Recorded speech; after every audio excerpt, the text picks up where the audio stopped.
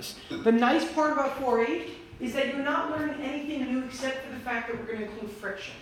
Everything we did in 4.6 and 4.7, all those equations, F equals ma, free body diagrams, are all going to be used again. That's the benefit of this section, that you're not learning a whole new topic.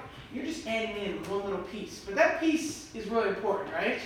When you think about it, like imagine a world without friction. You wouldn't exist, literally.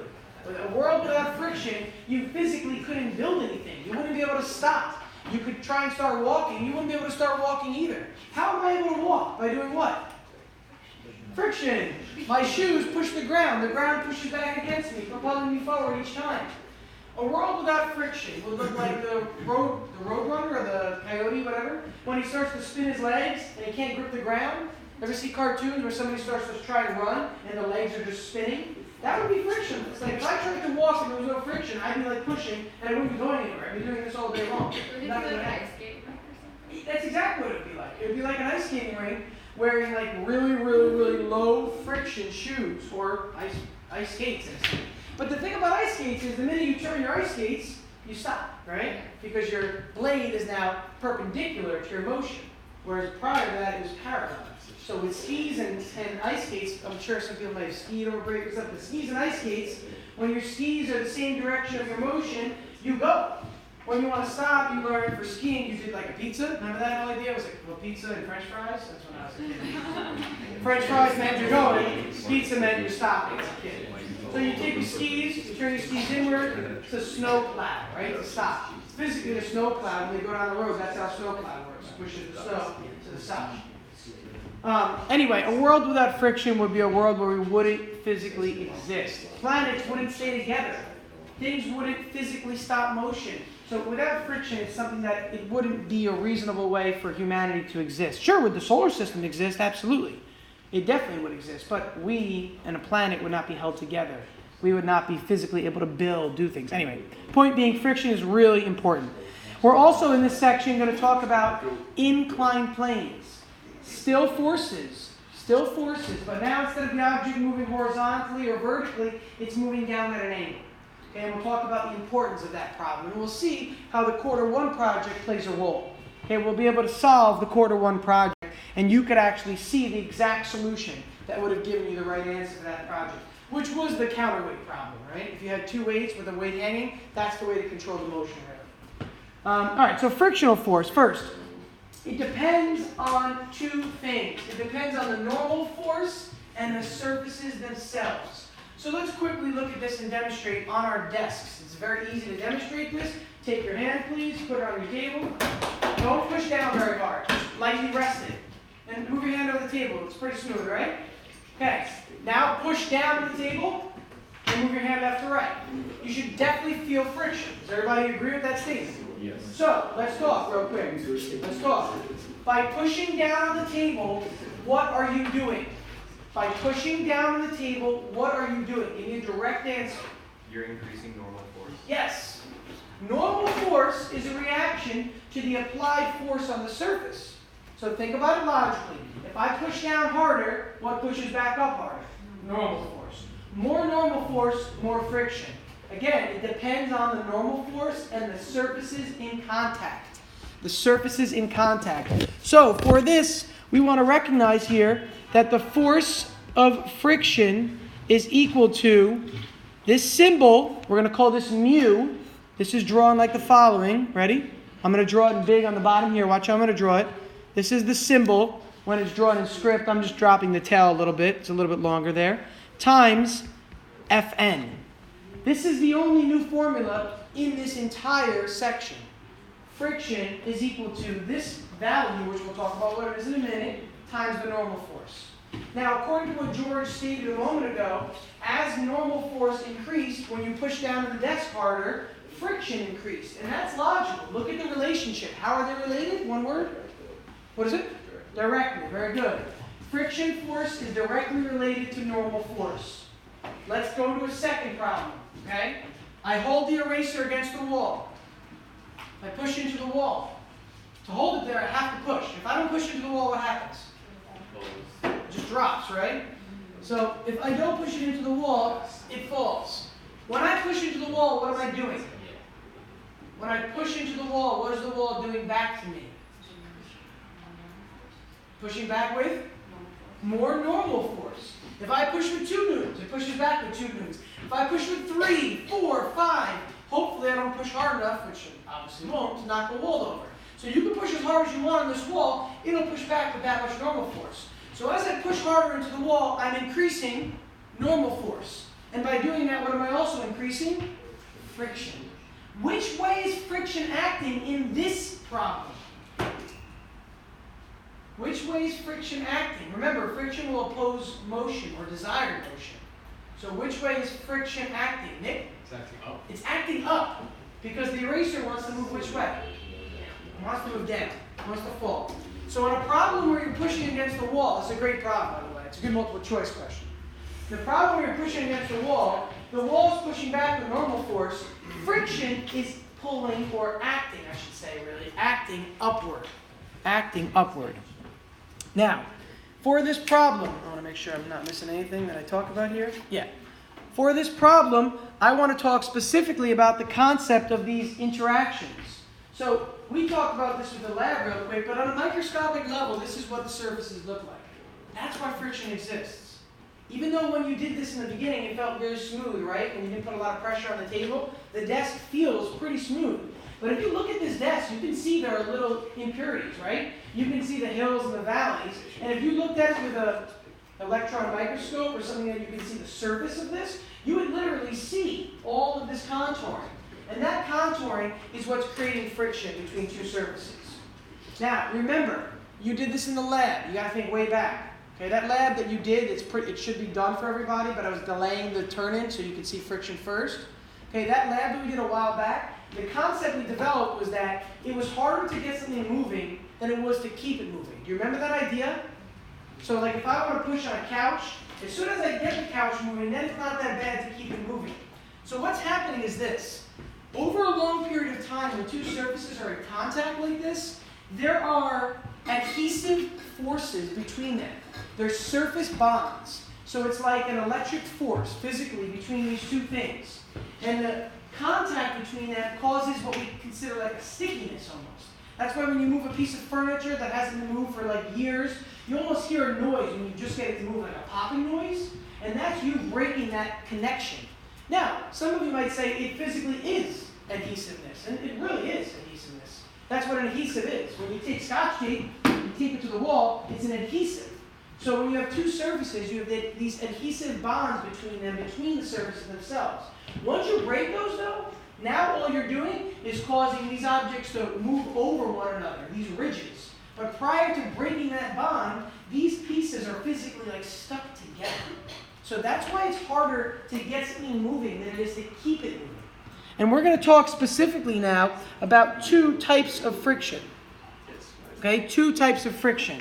First type of friction is going to be called static friction. And I quickly iterated this in the lab. I talked about the fact that static friction is that friction that you need to overcome just to get it moving. So if I want to move Regina's calculator with these rubber pads on it, until I move it, I'm combating friction. And it's static friction. Once I start to move it, it's now kinetic friction because it's already moving. So when an object is not in motion and you're trying to move it, you're trying to overcome what's called static friction. And what we do here is we write a formula that looks a little bit different. We say the force of friction static is less than or equal to mu Fn.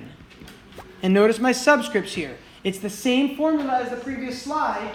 I just changed this to be static, and instead of calling these equal, I said less than or equal to. Less than or equal to. If you remember from the lab, can somebody explain why it's not an equal to symbol anymore? Why is it a less than or equal to? This is a tricky question. Why is it less than or equal to? For kinetic, it's not going to be. For kinetic friction, once it's moving, it'll just be FFK equals mu K Fn. But this is less than or equal to. Why? Because you have to get it going. Okay. So why less than or equal to though? You're right, you have to get it going, totally. Like if there's a heavy object, usually when you push it, you have to get some strength before it keeps going, because once it's in motion, it's easier to keep it in motion. Those are true statements, but doesn't answer the question. There are true statements though. I was just going to say an object in motion has to stay in motion. Also a true statement, Newton's first law. Not the answer though this time. It's a tricky one. I can show you. It's very simple once you see it. I'm just trying to think. You did it in your lab. That's why I'm saying, does anyone remember? You actually did it. Because it's not accelerating at this point. True statement, but not the answer. When I push on this eraser and it doesn't move, well, it's going to move if I push it anyway because it's such low friction. Let's use a calculator, okay? I push with 0.5 newtons. What's friction pushing back with? It's not moving, equilibrium. So what's friction pushing back with? The same force I apply. If it's not moving, equilibrium means it's balanced. So I push this way with an applied force of 5 newtons, let's say, to make it easier. It pushes back with 5 newtons. I push with 6 newtons. What does it push back with? 7. So the force that I apply causes friction to act differently, doesn't it? So there's going to become a limit to this, an exceedable limit, or a non-exceedable limit in this case. So if I push with, say, 12 newtons and friction can only push back with 11, what's going to happen to the object? It's going to start to move, right? So the friction force can take on a range of values if it's static friction. So I push with 1, it pushes back with 1. I push with 2, it pushes back with 2. I push with 3, it pushes back with 3. And this keeps happening over and over until you reach the limit of it, which is why it's a less than or equal to sign. So the frictional force will always be less than or equal to what we determined, which was like 11 a moment ago. As soon as it exceeds 11, what happens? The push applied this way exceeds the 11 this way, and therefore it starts to move. And once it's moving, it's no longer static friction that we're worried about, actually. When it's moving, it's not static. Static means stationary. Static means unchanging. Static means not moving. So once it is moving, we're no longer in the problem set of static friction. We become a kinetic friction problem. Let me go into kinetic friction and come back to this in a moment. So kinetic friction is the exact same formula, except instead of less than or equal to, it's simply equal to. And I'm still using this weird looking symbol that I haven't really talked about yet. I'll get into that, I promise. Okay, but I'm noticing now that my subscripts change, right? My subscripts are no longer S for static, but they're K for kinetic. Kinetic means motion. Static means stationary. Kinetic means motion. Static means stationary. Those got to be up here by the time you take this test, those terms. So this involves friction while an object is moving. While it's moving. So take a look at this object here, right? This eraser. If I were to push it with a relatively constant velocity, so say this is pretty constant, which it pretty much is, what could you tell me? If it's moving with a constant velocity, what could you tell me? Constant velocity. There's no acceleration. Very good. That's step 1. Constant velocity yields no acceleration. If there's no acceleration, it means that if there's no acceleration, there's no force. Like use a word before force. net force. Good help. Net force. Net force. There's no net force if there's no acceleration. Let's start over again. Constant velocity. Watch it again.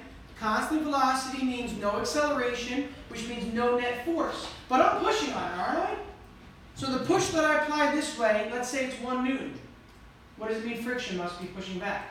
1 newton. Also 1 newton. Because what's 1 minus the 1? 0, right? No net force. So these problems are going to get a little bit tricky. I know it's a little bit weird to think about. Because again, even if it's moving, there's a possibility that there's no net force because it's moving with a constant velocity. So that means that my push must be balanced by kinetic friction. And it can still be moving, which is kind of wild to think about. So friction can be balancing you out and keeping you from moving. Take a look. Friction is currently balancing me. I'm pushing on the calculator. It's pushing back, and it's keeping me from moving. Friction is literally balancing my push. Well, here, friction is also balancing my push. They're equal and opposite each other. So therefore, there's no net force, which just means if it's moving at a constant velocity in that part. So let's talk about this. Yeah, sorry. If the kinetic friction is like equal to the applied force, so that means it's constant velocity, how come then the static friction could be also equal to? Static friction, that's a great question, Altina. Everybody hear a question? How come when kinetic, when those are equal, it's moving, but when static is equal, it's not moving? So static friction can take on a larger value than kinetic friction. So you might have to push on a refrigerator until you get up to 2,000 newtons. And then when you hit 2,001 newtons, it causes the refrigerator to move, which means that the static friction is up to 2,000. It turns out that the kinetic will only be like 1,900. So if you're still pushing with 2,000 newtons after you got it moving, and kinetic friction is only 1,900, you're going to have an extra 100 newtons and it's going to be accelerated. So kinetic friction is less than static friction. We're going to get to that, but to answer your question, kinetic friction is less than static friction. Okay, so let's talk about, this is where we're going to lead into here. Let's talk about this symbol then. Let's talk about this symbol right here. So this symbol is pronounced mu, mu, mu. It stands for the coefficient of friction. The coefficient of friction.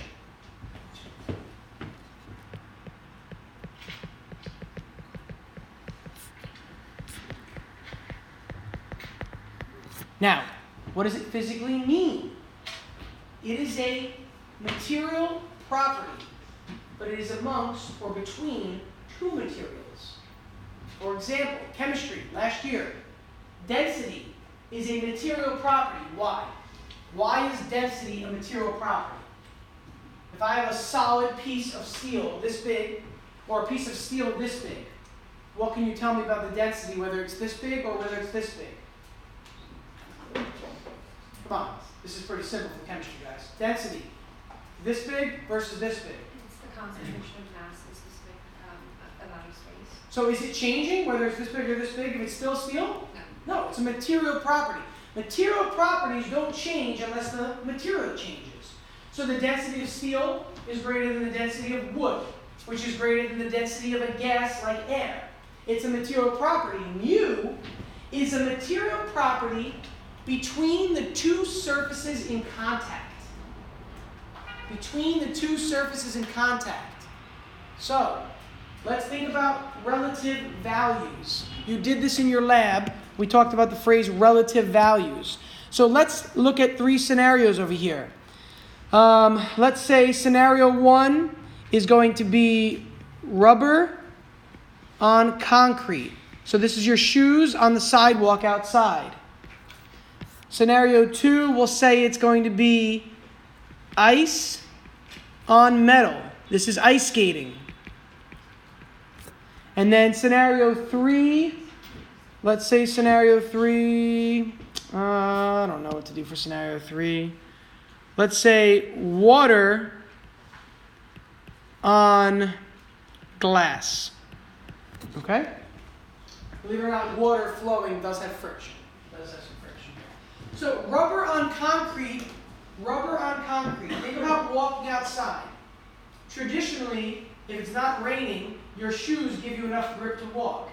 If you're walking right, and you're like, unfortunately, you shouldn't be doing this, but God forbid you're doing this, which is the worst thing you can do. If you get hit by a car one day, it really will. If you're doing this, and suddenly, like a car's coming, you have to stop, you can stop suddenly, because rubber on concrete gives you a lot of friction. Agreed? But if you were gliding by on ice skates, and you didn't turn, you're just gliding by, and you tried to stop on ice skates, ice on metal, you're not going to be able to stop in time, right? That truck's going to hit you, or whatever it is that's coming by, the ice skater, the hockey player is going to ram right into you. Ice on metal has definitely less friction than rubber on concrete. So what we could say is that the mu value in case 1, we'll put through 1, 2, and 3, we could say that the mu value in case 1 is greater than the mu value in case 2. Mu is simply, again, a rating. It's a material property, but it's between two materials. You cannot tell me that the mu value for metal is a certain number. It's impossible. Because it could be metal on this desk, metal on concrete, metal on rubber, metal on Teflon, metal on any material possible gives you a different mu value. So there's no such thing as a mu value for a specific material. It's a mu value between any two given materials. Okay?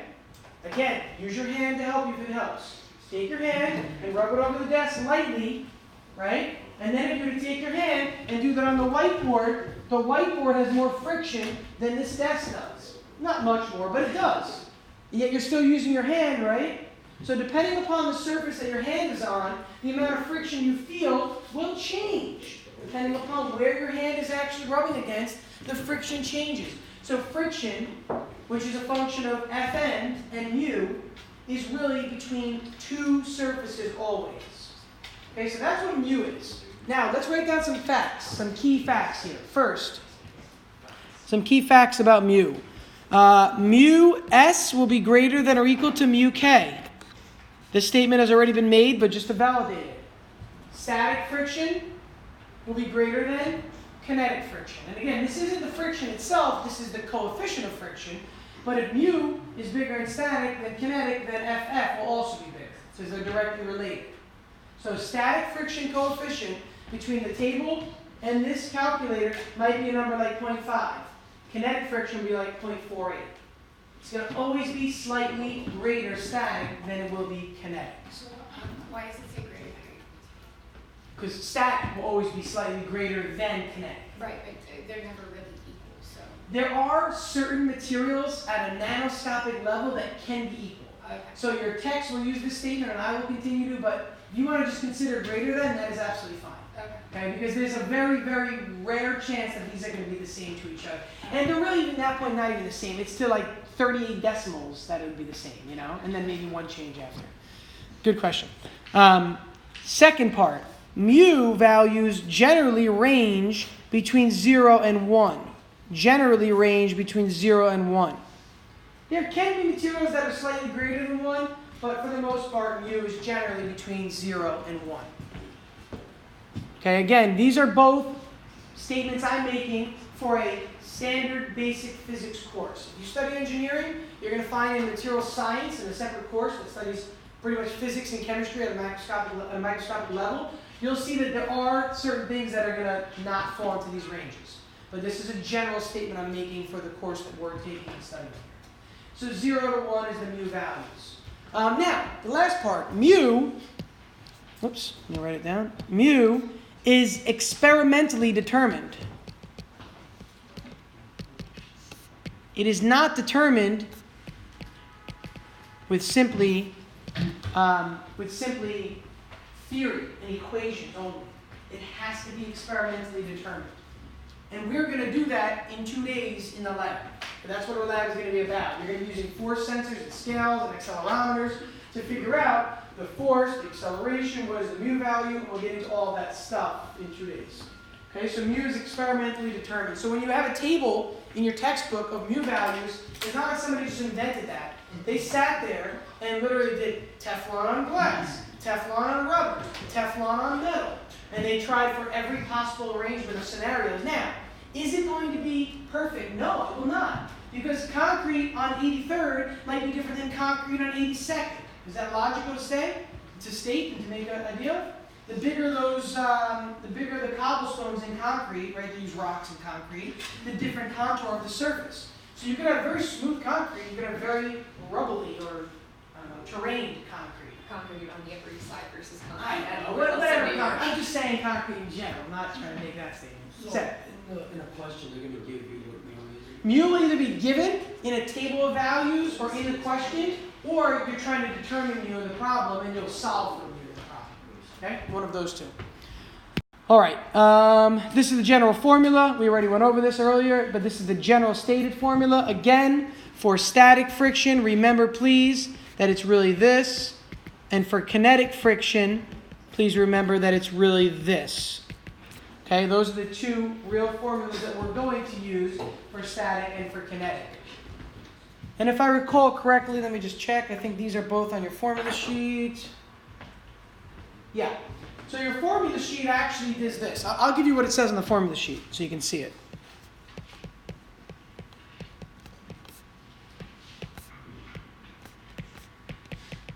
Here's what it says on the formula sheet, in case you want to see it for later. And this is the same thing as what this is saying up here. Why are they writing it only with a less than or equal to? Because this is not assuming kinetic or static. So if it's kinetic, it becomes an equal to symbol. If it's static friction, it becomes a less than or equal to symbol. But this is a symbol that encompasses both of these symbols. So this is how it is written on your formula sheet. The friction vector is less than or equal to the coefficient of friction times the normal force vector. It's the same thing I'm writing up top there, but just with different notation on your formula sheet here. Okay. Keep on going here. Let's take a look at this first example. So we want to jump into this so you guys could at least get a head start on some stuff. We want to start homework and different things so you have an idea of problem solving. So a 24 kilogram crate, initially at rest on a horizontal surface, requires 75 newtons of a push to get it in motion. Find the coefficient of static friction. So let's talk about this now, and let's start with our free body diagram. This is where we're going to see overlapping in the x and y direction now. We're going to have a linking variable again. Like time was our linking variable for projectile motion, we're going to see another linking variable evolve here. So I draw my diagram. Here's my object. I know it's got weight pulling down. I know the normal force pushes up because it's on a surface. It's currently at rest. It's at rest. We know that it requires 75 newtons of force applied this way to overcome friction pulling back. And since it's currently still at rest, we're talking about static friction. So this is my free body diagram of this object. Fg and Fn should be second nature to you by now. Fg and Fn should be the first thing you draw in the diagram, second nature. F and FFS, those are the new parts of this problem. What is F? F is the 75 Newton force. That's what we're seeing there. That's what this is equal to, physically 75 newtons here. We know Fg is equal to mass times gravity, so that's really 24 times 9.8. So we already know two of the values of this problem. That's 75, that's N for newtons. That's 75 newtons, and that's 24 kilograms times 9.8. Now, that's going to come and play a role in a minute, but I want you to see what we know already. We don't know FFS, at least we don't think we know it yet, and we don't know Fn just yet. Now let's take a look at our equations. In the x direction, the sum of the forces equals ma. In the y direction, the sum of the forces equals ma. And again, like I stated about, a week or two ago, these are always your governing equations. It doesn't matter what problem you start with F equals ma. Then you look and say, what forces are acting vertically? And in this problem, Fn pushes up and Fg pulls down. What forces are acting horizontally? The applied force pulls right, friction pushes left. Now, what equals ma in this problem? What do we put in these spots for both? Is it moving vertically? Is it moving vertically? Here's logic. I'm pushing on the calculator horizontally. Is it moving vertically? No. If I'm pushing horizontally, it cannot be moving vertically here. So the vertical acceleration has to be 0. So the sum of the forces in the vertical direction is 0. In the vertical direction. Now, when we're looking, this might be worthwhile to write down with the little asterisks on the side. When looking at a problem with static friction, we are looking at the moment before it begins to move. When looking or analyzing a problem involving static friction, we're looking at the moment before it begins to move. The moment before. So if it's the moment before it begins to move, what can we deduce? What can we conclude? If it's the moment before it begins to move, what can we conclude? It's stationary. It is stationary, and therefore, The force exerted on it is slightly less than the force needed to move it. good. And the moment when it's just going to move, we'd say they're about equal each other, right? But what else can we say if it's before it begins to move? Acceleration 0. Acceleration is 0. So although it seems like, but Mr. Howell, you said it's going to move, right? The question is, find the coefficient of static friction. Well, if it sets it in motion, so it's going to move, though. So it's very misleading, a problem like this, because at first you think, it's going to move eventually. But we are saying that it's the moment before it begins to move. Now, as a result, we are trying to find the coefficient of static friction. What variable is this? What variable? What's that new variable we just learned? What's it called? Mu. We're looking for mu. Do you see mu anywhere? No. Where is it contained, though? Mu is contained within what variable? FF, right here. The formula for FF, what did we say it was on the previous slide? FF is equal to what? Mu times Fn. Mu times Fn. So what we're going to do in this section is we're going to replace this with mu Fn. We're going to do this a lot. A real lot. We're going to be replacing mu Sfn for FFS because these are equivalent. Whenever we're searching for coefficient of friction, or whenever we're given the coefficient of friction, we have to replace it with that statement. So go ahead and write yourself a note if you need to, that this is really just becoming this right here. On the other side, Fg is mg. And now we can solve. Take a look logically, please. This is what I'm having you guys try to mentally do. Look at the problem. Ready? Follow me, please. This is given.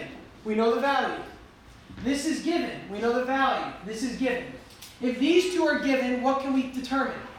If these are given, what can we determine from this equation right here? The normal force. We know these values. We can solve for Fn. Take Fn and put it where? Whoop, right there. That's the linking variable in these problems, Fn. So solve for Fn over here, plug it in over here. We know the force applied is 75 newtons. We can solve for mu s. Okay? So I'm simply going to say here, Fn is equal to mg. I'm going to take that quantity, plug it in for Fn, which makes this become F minus mu s, mg equals 0. And I'm doing it with all variables. I know that some of you want to use numbers. That's fine.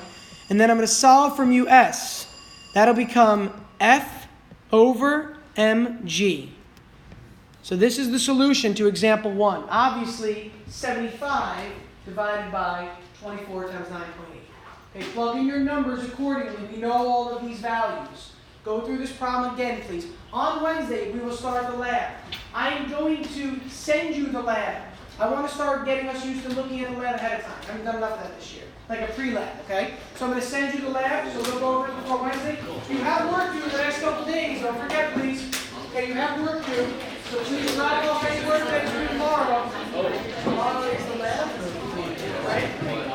Tomorrow is the last lab. Please look at Moodle.